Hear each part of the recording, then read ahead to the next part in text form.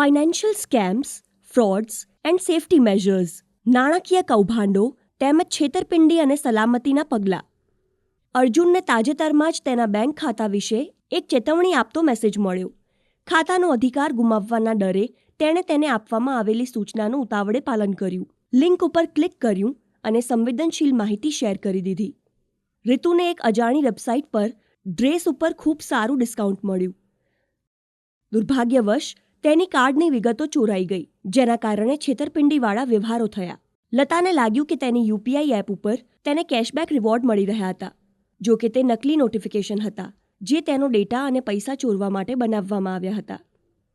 આવું કંઈક તમારી સાથે ક્યારે બન્યું છે? તમને ક્યારે પણ ગુપ્ત માહિતી માંગતો તાત્કાલિક મેસેજ કે કોલ આવ્યો છે? સમગ્ર ભારતમાં નિર્દોષ લોકોને નિશાન બનાવીને નાણાકીય કૌભાંડો વધુને વધુ સામાન્ય બની રહ્યા છે. તે ભયાનક પરિણામો તરફ દોરી શકે છે, જેમ કે મહેનતથી કમાયેલા પૈસાનું નુકસાન, ગુનાહિત હેતુઓ માટે ઓળખની ચોરી, ભાવનાત્મક અને નાણાકીય તણાવ. ચાલો કેટલાક સામાન્ય નાણાકીય કૌભાંડો વિશે જાણીએ. યુપીઆઈ છેતરપિંડી. યુપીઆઈ છેતરપિંડીમાં છેતરપિંડી કરનાર વપરાશકર્તાને ડેટા અને પૈસા ટ્રાન્સફર કરવા માટેના નુસ્ખા માટે નકલી પેમેન્ટ માટેની વિનંતીઓ અથવા નોટિફિકેશનનો ઉપયોગ કરે છે. ફિશિંગ કૌભાંડ.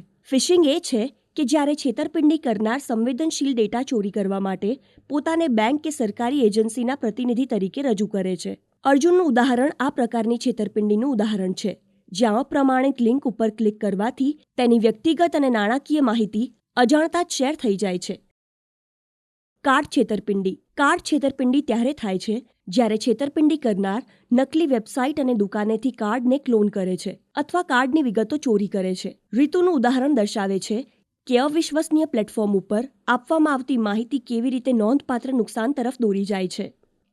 આવી અન્ય પ્રકારની ઘણી બધી નાણાકીય છેતરપિંડી થાય છે. ચાલો કેટલાક ઉદાહરણ જોઈએ. રોકાણ કૌભાંડો. કૌભાંડ કરનાર છેતરપિંડીવાળી રોકાણની યોજનાઓ દ્વારા ટૂંકા ગાળામાં વધુ વળતરનું વચન આપે છે.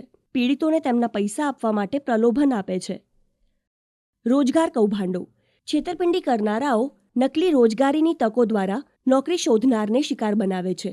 તેઓ ઘણીવાર તાલીમ, અરજીની પ્રક્રિયા અને પ્લેસમેન્ટ સેવા કે જે અસ્તિત્વમાં જ નથી તે માટે અગાઉથી જ ફીની માંગ કરે છે. લોટરી અથવા ઇનામ કૌભાંડો.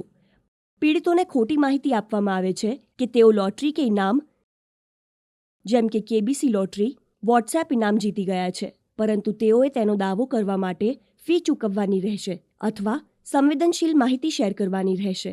પોતાને નાણાકીય છેતરપિંડીથી બચાવવા માટે જાગૃત અને સાવધાની જરૂરી છે. તમે કેવી રીતે સુરક્ષિત રહી શકો છો તે અહીં આપેલ છે. મજબૂત પાસવર્ડનો ઉપયોગ કરો. જટિલ પાસવર્ડ બનાવો અને નાણાકીય એપ માટે દ્વિપરિબળ પ્રમાણીકરણ સક્ષમ કરો. તમામ સંચારને ચકાસો. કોલ કે મેસેજીસ દ્વારા વ્યક્તિગત વિગતો શેર કરવી નહીં. તમારા બેંક કે સરકાર દ્વારા હોવાનો દાવા કરતા મેસેજીસને હંમેશા ચકાસો. માત્ર પૈસા મોકલવા માટે QR કોડને સ્કેન કરો. પિન કે OTP લખો, તેને પ્રાપ્ત કરવા માટે નહીં. ટ્રાન્ઝેક્શન પર દેખરેખ રાખો.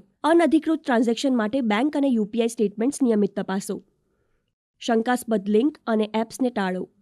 અજાણ્યા સ્ત્રોતો પર ક્યારેય QR કોડ સ્કેન કરશો નહીં કે લિંક ક્લિક કરશો નહીં. માત્ર વિશ્વસનીય પ્લેટફોર્મ પરથી જ એપ્સ ડાઉનલોડ કરો. સુરક્ષિત વેબસાઇટ અને એપ્સનો ઉપયોગ કરો. સંવેદનશીલ વિગતો લખતા પહેલા URLમાં HTTPS જુઓ.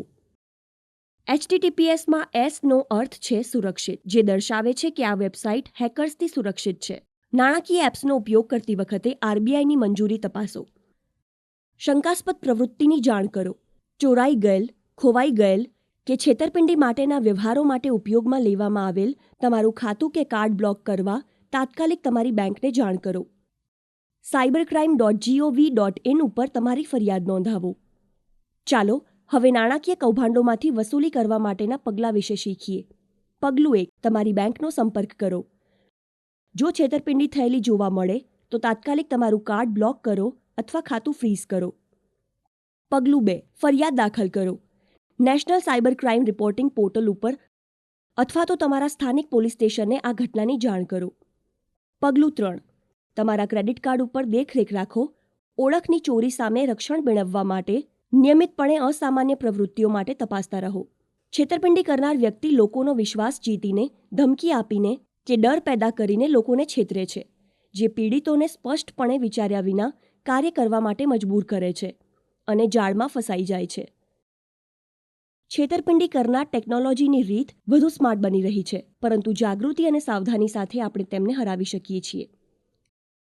સાવચેત રહો, ઝડપી પગલાં લો, કૌભાંડોની જાણ કરો, તમારા ખાતાઓ ઉપર દેખરેખ રાખો અને તમારા પૈસાને સુરક્ષિત રાખો.